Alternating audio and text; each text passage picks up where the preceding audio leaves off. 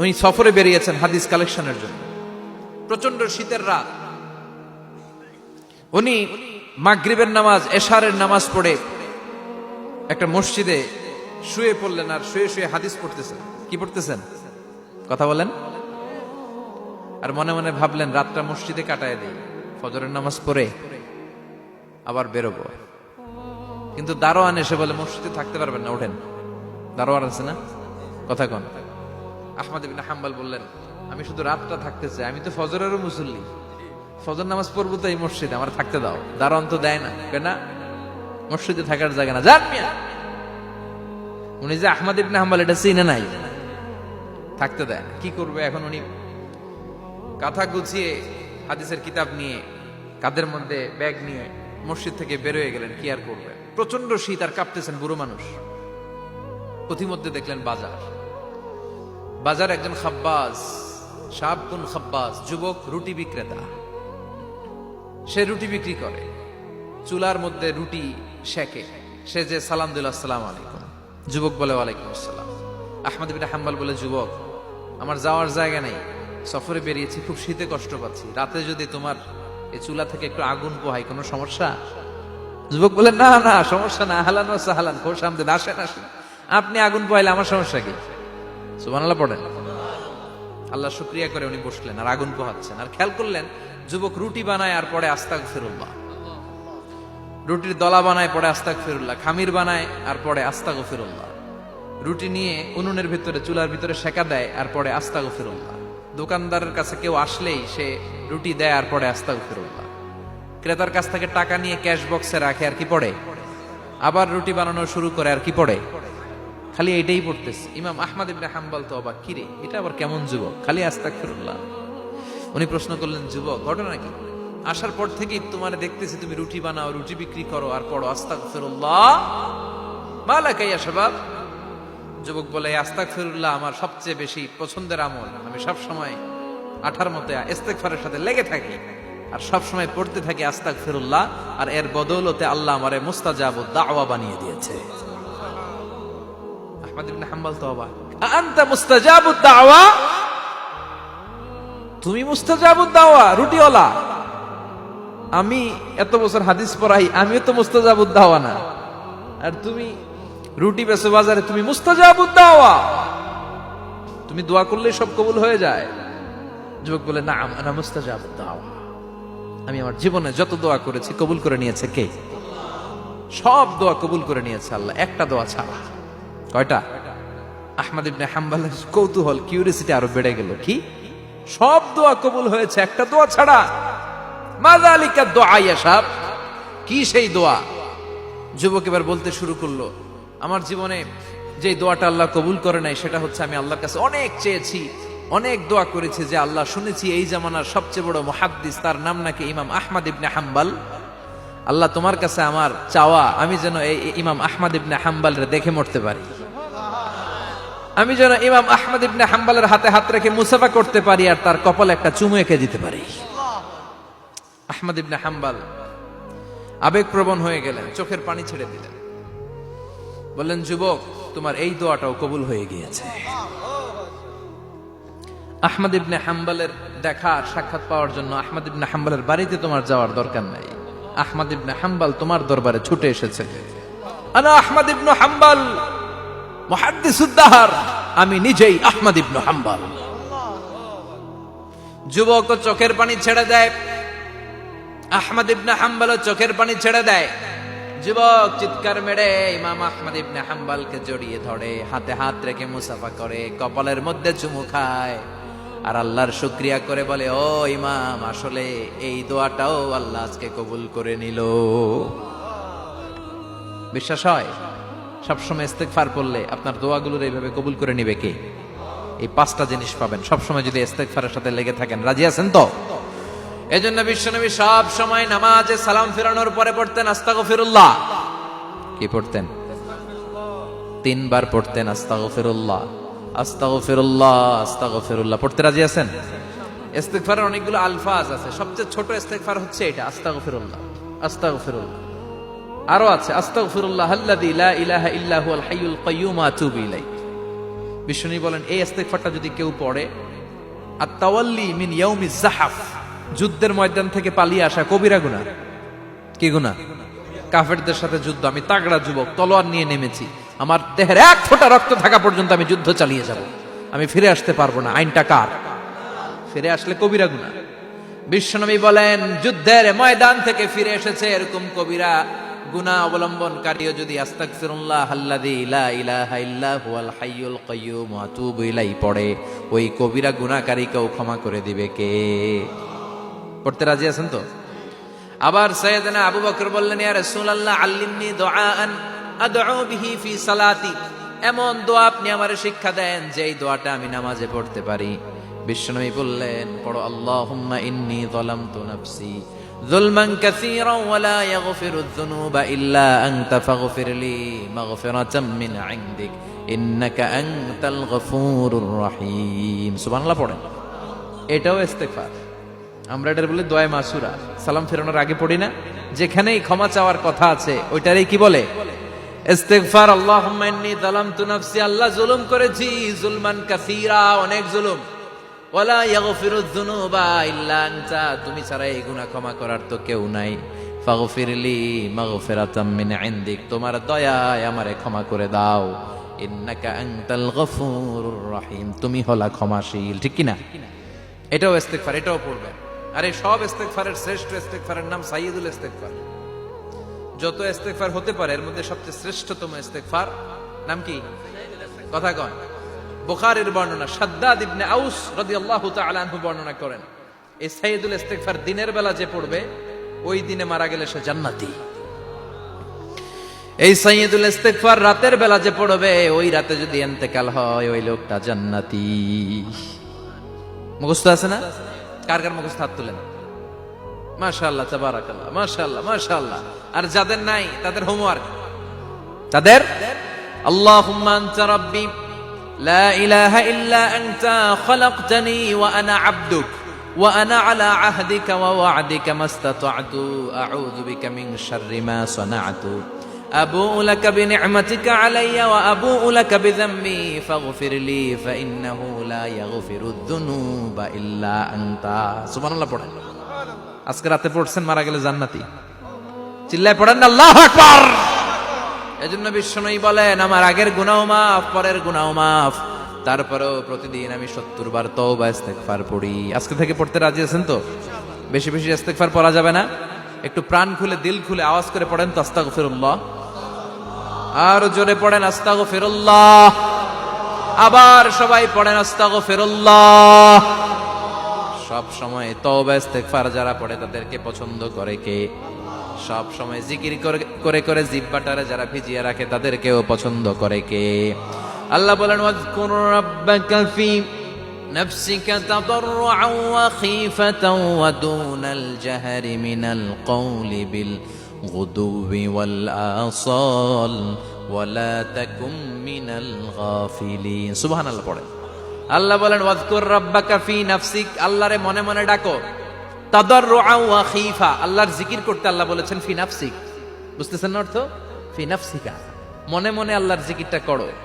তাদাররুআন ওয়া খীফা, তাদাররুআন মানে বিনয়ের সাথে, with full of humility, submission and humbleness, বিনয়ের সাথে আল্লাহরে ডাকো। ওয়া খীফা, গোপনে গোপনে ডাকো।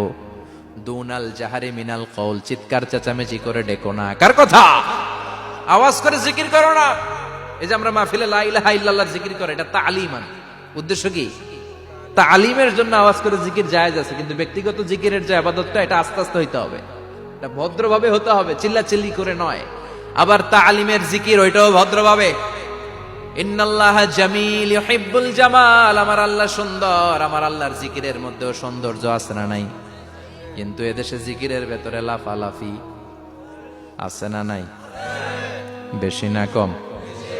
কি বসেন বসেন, হ্যাঁ বসে যান তো, অনেক ধরনের আছে জিকির। হ্যাঁ বসেন বসেন, বসে যান। হ্যাঁ হাইবার আলী, এটা কি আবার জালালি? তো এই যে ইন্নাল্লাহা জামিল ইউহিব্বুল জামাল, আমার আল্লাহ সুন্দর, আমার আল্লাহর জিকিরের মধ্যেও সৌন্দর্য আছে না নাই? তালিমের উদ্দেশ্যে সবাই মিলে জিকির করা যায়, কিন্তু চিল্লাফাল্লা করা যাবে না, লাফালাফি করা যাবে না, মাথা ডানে বায়ে ঝোলানো যাবে না, ঠিক কিনা? কিন্তু লাফালাফির জিকির আছে না নাই? লাফাইতে লাফাইতে, হ্যাঁ, গাছের আগায় বাঁশের আগায়, আবার যিনি জিকির পরিচালনা করে ওনার কান্দে যাই ওঠে, আছে না নাই? বিশ্বনবী সাহাবাদের নিয়ে জিকির করছেন, সাহাবারা লাফাতে লাফাতে খেজুর গাছের আগায়, হাদিসে আছে না এটা? বিশ্বনবী সাহাবাদেরকে নিয়ে জিকির করছেন, লাফাতে লাফাতে আবু বকর বিশ্বনবীর কান্দের উপরে, আছে হাদিসে আছে। এটা জিকির নয়। কি সুন্দর দেখেন, ইসলাম বুঝা কত সহজ। ওয়াযকুর রাব্বাকা ফি নাফসিকা তাদাররুআ ওয়া খাইফা, গোপনে জিকির করো, ভদ্রতার সাথে বিনয়ের সাথে জিকির করো। ওয়ালা তাকুম মিনাল গাফিলিন দুনাল জাহারি মিনাল কওল, চিৎকার চেঁচামেচি করে জিকির করো না। যারা চিকফাল দিয়ে হই হই হই হই করে, আছে না? হই হই হই হই হই হইয়ের ভিতরে আল্লাহর নাম আছে, হ্যাঁ? এই যে হুই হাই হুই হাই এই স্টাইলের যে জিকির, এটার ভিতরে আমার আল্লাহর নাম আছে? আল্লাহর নাম যদি না থাকে ওইটা জিকির হবে? কথা বলেন। বিষ্ণু বললেন, খবরদার, চিৎকার চেঁচামেচি করে লাফালাফি করে যারা জিকির করে এরা মনে করে আল্লাহ কানে শুনে না। কথা বলেন। আপনি গোপনেও আল্লাহর ডাকলে আপনার ডাকে সাড়া দিবে কে? এজন্য রাব্বুল আলামিন বলেন, ফাযকুরুনি আযকুরকুম ওয়াশকুরুলি ওয়ালা তাকফুরুন। বান্দা আমার জিকির তোমরা করো, আমিও তোমাদের জিকির করব, ঠিক কি না? আমরা যদি আল্লাহর জিকির করি আমাদেরও জিকির করে কে? সুবহানাল্লাহ কইবেন না? আমরা আল্লাহর জিকির করে, আল্লাহ নাকি আমাদের জিকির করে, জানো তো না কথা এটা? আবার হাদিসে কুদসিতে আল্লাহ বললেন, ফাইন যাকারানি ফি নাফসি যাকারতুহু ফি নাফসি। আমার বান্দা যদি একা একা আমার জিকির করে, আমি আমার বান্দার একা একা স্মরণ করি। ওয়া ইন যাকারানি ফি মালাইন যাকারতুহু ফি মালাইন খায়রিম মিনহু। এরকম মহা সম্মেলন করে যদি কেউ আমি আল্লাহর জিকির করে, আমি এর চেয়েও বড় মহা সম্মেলন ফেরেশতাদেরকে নিয়ে করে আমার বান্দারে স্মরণ করি। ওয়া ইন তাকাররাবা ইলাইয়া শিবরান তাকাররাবতু ইলাইহি যিরাআন। আমার বান্দা যদি আমার দিকে এক বিঘত আসতে চায়, আমি আমার বান্দার দিকে এক হাত এগিয়ে যাই। আমার বান্দা যদি আমার দিকে এক হাত আসতে চায়, আমি আমার বান্দার দিকে দুই হাত যাই। ওয়া ইন আতানি ইয়ামশি আতাইতুহু হারওয়ালা। আমার বান্দা যদি আমার দিকে হেঁটে হেঁটে আসতে চায়, আমি আমার বান্দার দিকে দৌড়ে দৌড়ে যাই। সুবহানাল্লাহ পড়েন।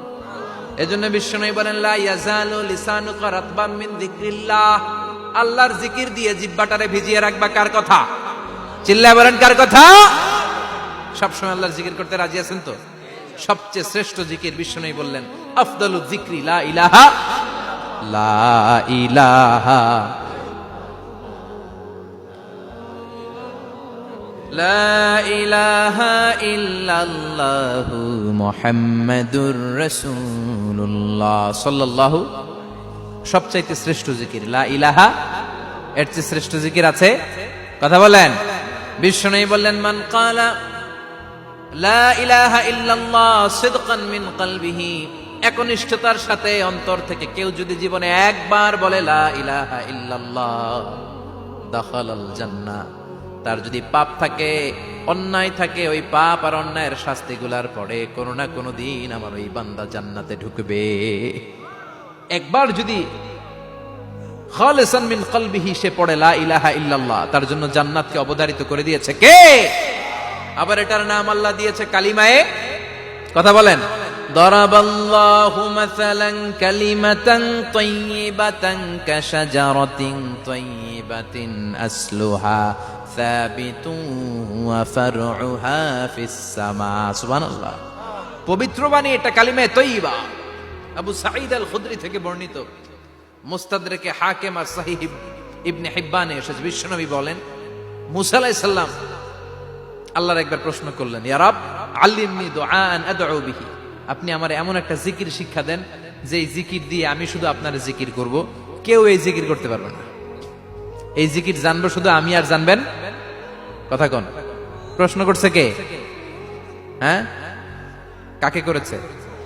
আল্লাহ এমন একটা জিকির শিখান যেই জিকির কেউ জানে না, আমি জানবো, আর ওই জিকির দিয়ে প্রাণ ভরে আপনারে ডাকবো। আল্লাহ বললেন, মুসা পড়ো লা ইলাহা লা ইলাহা ইল্লাল্লাহু মুহাম্মাদুর রাসূলুল্লাহ। মুসা আলাইহিস সালাম বললেন, আল্লাহ চাইলাম কি, কইলেন কি? লা ইলাহা তো জাতীয় জিকির, এটা তো আন্তর্জাতিক জিকির, এটা জানে না এমন কেউ নাই। এমনকি হিন্দু ভাইরাও জানে। কথা কন। আল্লাহ আমি তো চাইছিলাম এক্সক্লুসিভ, আমার জন্য স্পেশাল, এর চেয়ে সুন্দর আর কেউ জানবে না, এত সুন্দর একটা জিকির আপনি দিবেন, এটা আমি ডাকবো আপনারে আর আপনি শুনবেন। আল্লাহ বললেন, মুসা এর চেয়ে দামি আমার কাছে না। লাউ তাদউ লা ইলাহা ইল্লাল্লাহ ফি কাফা, লা ইলাহা রে যদি মুসা এক পাল্লায় রেখে দাও, ওয়াস সামাওয়াতু সাবউ ওয়াল আরদিন, সাত আকাশ সাত জমিন যদি আরেক পাল্লায় রেখে দাও, লা ইলাহা এক পাল্লায়, সাত আকাশ সাত জমিন আরেক পাল্লায় ওজন যদি দাও, লা রাজাহাত কাফাতু লা ইলাহা ইল্লাল্লাহ, মুসা দেখবা মুহূর্তের মধ্যে লা ইলাহা ইল্লাল্লাহর পাল্লা ভারী হয়ে গেছে। সাত আকাশ সাত জমিন এক পাল্লায়, শুধু লা ইলাহা ইল্লাল্লাহ এক পাল্লায়, মুহূর্তে লা ইলাহার পাল্লাটারে ভারী করে দিবে কে? এটা বিপ্লবী বাণী। আমরা এটার ভিক্ষার মধ্যে লাগাইছি। এখন ভিক্ষা করার সময় লা ইলাহা আছে না নাই? একটা টাকা দিয়া যান, আমি গরিব ইনসান আর সমান, একটা টাকা দিয়া যান, আমি গরিব ইনসান, আছে না নাই? জুমার নামাজের সময় ভিক্ষা করে, একটা টাকা দিয়া যান, আর লা ইলাহার জিকির লগে, আছে না নাই? এটা আমরা ভিক্ষার জিকির বানাইছি। এটা তো বিপ্লবী বাণী। এই বাণীর পক্ষে যারা, তারা ন্যায় আর সত্যের পক্ষে চিল্লায় বলেন ঠিক কিনা? এই বাণীতে যারা বিশ্বাস করে, তারা এক আল্লাহর সামনে মাথা নত করে দেয়। গোটা পৃথিবীর কোন শক্তির সামনে ওই মাথা নত হয় না, ঠিক কিনা?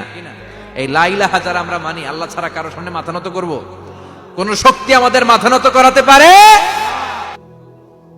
এই কালেমার আন্দোলন যারা করে, তারা আল্লাহ ছাড়া পৃথিবীর কাউরে ভয় পায় না। আর তারা চায় কালেমার পতাকা পৃথিবীর মধ্যে যেন পথ পথ করে উড়ে, ঠিক কিনা? বাংলার জমিনে কালেমার পতাকা উড়ুক, আমরা চাই কি চাই না? কোন একদিন এ দেশের আকাশে কালিমার পতাকা উড়বে, সেদিন সবাই খোদাই বিধান পে দুঃখ বেদনা ভুলবে। কোন একদিন এ দেশের আকাশে কালিমার পতাকা উড়বে, সেদিন সবাই খোদাই বিধান পে দুঃখ বেদনা ভুলবে। চিৎকার করে বলেন ঠিক কিনা? এই কালেমার সমাজ যদি হয়, ওই সমাজে কেউ লাঞ্ছিত হবে না, ওই সমাজে কোনো নারী নিগৃহীতা হবে না, ওই সমাজের কোনো কাজের মেয়েরা ধর্ষিত হবে না, ওই সমাজে দুর্নীতি থাকবে না, ঘুষ থাকবে না, চাঁদাবাজি থাকবে না, টেন্ডারবাজি থাকবে না। সমাজটারে শান্তি দিয়ে সমৃদ্ধ করে দিবে কে? এজন্য সব সময় জিকির করতে হবে একজনের, চিল্লায় বলেন তিনি কে? শ্রেষ্ঠ জিকির হচ্ছে লা ইলাহা। করতে রাজি আছেন? সব সময় জিকিরটা করতে রাজি আছেন? Every night and every day, every night and every day, never forget to say la ilaha illallah, never forget to say la ilaha illallah. পড়েন, every night and every day, every night and every day, never forget to say la ilaha illallah, never forget to say la ilaha illallah, never forget to say la ilaha illallah. When you're walking down the street, use your time and repeat, and say in every heartbeat la ilaha illallah. When you're walking down the street, Use your time and repeat and say in every heartbeat La ilaha illallah. Every night and every day, every night and every day, never forget to say La ilaha illallah. চিল্লায় বলেন ঠিক কিনা? দিনে রাতে যে কোনো মুহূর্তে আমাদের জিহ্বার মধ্যে থাকবে কি? কথা বলেন, জিহ্বায় থাকবে কি?